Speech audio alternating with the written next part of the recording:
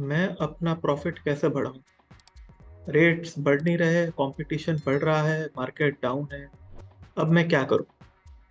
तो दोस्तों, ये क्वेश्चन कई बार पूछा जाता है। तो आज हम इसी टॉपिक को लेके चर्चा करेंगे इस वीडियो में। तो घबराइए मत दोस्तों, ये अपना प्रॉफिट बढ़ाने के कई तरीके हैं। नमस्कार दोस्तों, मेरा नाम है विशाल गुप्ता और मैं फैक्ट्री ओनर्स कोच। तो ठीक है दोस्तों, अग्रीड कि कई बार मार्केट डाउन होता है, कंपटीशन तो बढ़ने ही वाला है, कस्टमर डिस्काउंट मांगने ही वाला है। बट इस केस में हम अपना प्रॉफिट कैसे बढ़ाएं? तो जो अच्छे एंटरप्रेन्योर्स हैं, वो कंपटीशन या गवर्नमेंट या चाइना या कस्टमर को ब्लेम ना करके अपने ऑपरेशंस और बिजनेस प्रोसेस की तरफ इंटरनल देखते हैं और सोचते हैं कि हम अपने ऑपरेशंस और प्रोसेसेस को कैसे बेटर कर सकें। जब मैं ऑपरेशंस और प्रोसेस की बात कर रहा हूँ, तो मैं खाली कोई सेल या प्रोडक्शन की बात नहीं कर रहा, मैं एंटायर बिजनेस मॉडल की बात कर रहा हूँ। आज एक हम नई टर्म सीखते हैं जिसको मैं बोलता हूँ कॉस्ट ऑफ पुअर ऑपरेशंस। तो कॉस्ट ऑफ पुअर ऑपरेशंस का मतलब क्या है दोस्तों? तो cost incurred by a company in rupees term due to poor operations, इसका मतलब कि आप जो भी नुकसान कर रही है आपकी कंपनी बिकॉज आपके ऑपरेशन सही नहीं थे, उनको हम बोलते हैं कॉस्ट ऑफ पुअर ऑपरेशंस। अब ये कॉस्ट होगी हमेशा in terms of rupees term. और जब मैं ऑपरेशंस कह रहा हूँ तो ये खाली कोई प्रोडक्शन या मैन्युफैक्चरिंग की बात नहीं हो रही, ये एंटायर कंपनी की बिजनेस मॉडल की बात हो रही है। अब ये कॉस्ट ऑफ पुअर ऑपरेशंस होते हैं कहाँ है और कहाँ रिफ्लेक्ट होते हैं? अब आप देखोगे कि आपकी factory irrespective of production Sundays या ओवर टाइम करती रहती है। जब लोगों से पूछता हूँ कि फॉर एग्जांपल आपकी कैपेसिटी क्या थी, कहते हैं 100 टन। मैं पूछा 100 टन बनाने में आपने कितने संडे लगाए, कहते हैं 4। फिर मैं कहूँगा उसके पहले कितना बनाया, 80 टन। कितनी संडे वर्किंग की है, 4। अच्छा, उसके पहले कितना बनाया, 110 टन। कितने संडे वर्किंग किए, 4। तो इसका मतलब आपका फिक्स तो संडे वर्किंग है या ओवर टाइम है, बाकी तो प्रोडक्शन आगे पीछे हो रही। तो पहले आप देखिए कि हम इतना ओवर टाइम या संडे वर्किंग जो कर रहे हैं, वो क्यों कर रहे हैं? क्योंकि हमारी कोई इनएफिशिएंसीज है। तो उसको एक बार ट्राई करिए एनुअली, इसको कितना उसका इम्पैक्ट है। सेकंड देखिए कि हमारे पास कुछ ऑर्डर्स होते हैं। फॉर एग्जांपल कस्टमर ने 100 पीस मांगे, बट हमने उसको दिए ही 80 या 90 या 95। और फिर फाइनली 5-10 पीस जो उसने मांगे थे, अगर हम देते ले भी लेता, बट हमने दिए ही नहीं। तो उसको हम जो कहते हैं सेल लॉस या पार्शियल सेल लॉस। थर्ड है कि अगर हम अपनी क्वालिटी, डिलीवरी, परफॉर्मेंस, सर्विस ये सब नहीं दे पा रहे, तो हमारी अच्छे अच्छे कस्टमर या अच्छी जो पार्टीज हम कहते हैं वो कॉम्पिटिटर पे शिफ्ट हो रही है। कई बार आपकी क्वालिटी डिलीवरी भी ठीक है, बट आपका न्यू प्रोडक्ट डेवलपमेंट इतना स्लो है कि कोई अगर कस्टमर ने न्यू मॉडल निकाला, आप डेवलप नहीं कर पाए, कॉम्पिटिटर ने डेवलप कर लिया, सैम्पलिंग करवा लिया, अप्रूवल कर लिया और वो मॉडल वहां चला गया। इसको एक बार आप देखिए, पिछले 1-2 साल में हमने अपना कितना लॉस ऐसा किया है कि हमारे अच्छी अच्छी पार्टीज कॉम्पिटिटर के पास चली गई हैं।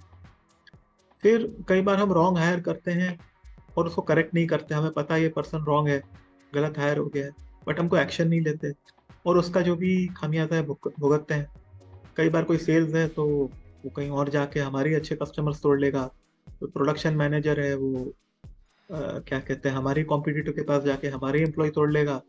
तो इस टाइप के भी हमें बहुत होते हैं, तो इसको भी पैसों में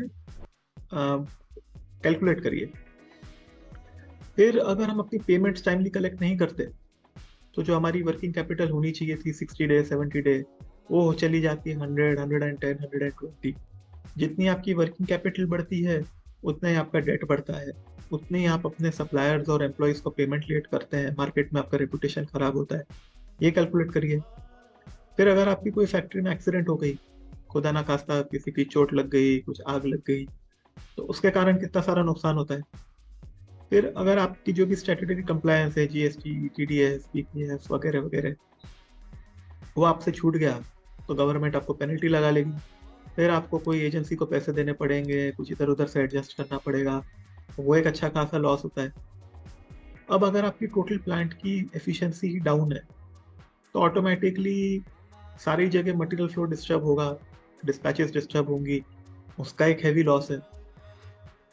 आपकी जो इन्वेंट्री है, सिस्टम और फिजिकल, कई बार वहां हम देखते हैं चोरियां हो रही होती हैं या प्रॉपर एंट्री नहीं हो रही होती, तो आपका सिस्टम तो दिखा रहा है कि आपके पास एसेट्स हैं, या जो भी कॉस्ट ऑफ मटेरियल के हिसाब से आप टैक्सेशन भर रहे हैं, या आपका बैलेंस शीट में जो है, बट एक्चुअल है ही नहीं।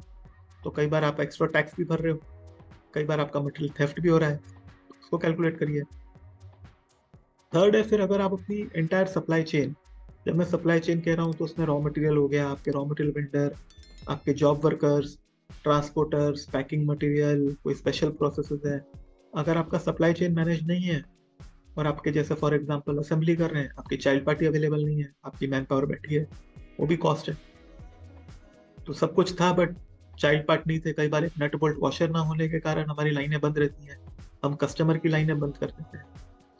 और एक आई थिंक आई मेजोरिटी आप लोगों ने सुना होगा, एक कॉस्ट ऑफ पुअर क्वालिटी, तो जिसमें आपकी कस्टमर कंप्लेंट्स हो गई, उनको अटेंड करने का खर्चा है, premium freight, rejection, rework, segregation, कोई आपके डेबिट नोट्स आ रही हैं, आपका मटेरियल रिटर्न आ रहा है। तो ये जो प्योर क्वालिटी के कारण जो खर्चे हैं या जो नुकसान है, उसको हम कहते हैं COPQ। तो ये अगर आप सब टोटल अपने जितने साल के खर्चे कर रहे हैं या जो नुकसान कर रहे हैं, एक बार ट्राई करिए उसको क्वांटिफाई करना।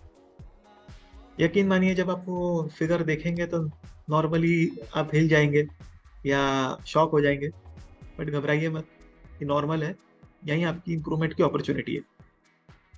टिपिकली हमने देखा है कि cost of poor operations 5 to 8% of आपकी एनुअल सेल्स वेरी करते हैं। यानी अगर आपकी 100 करोड़ की सेल है, तो मान लीजिए आपका cost of poor quality 5 to 8 crore के बीच में वेरी कर रहा हो।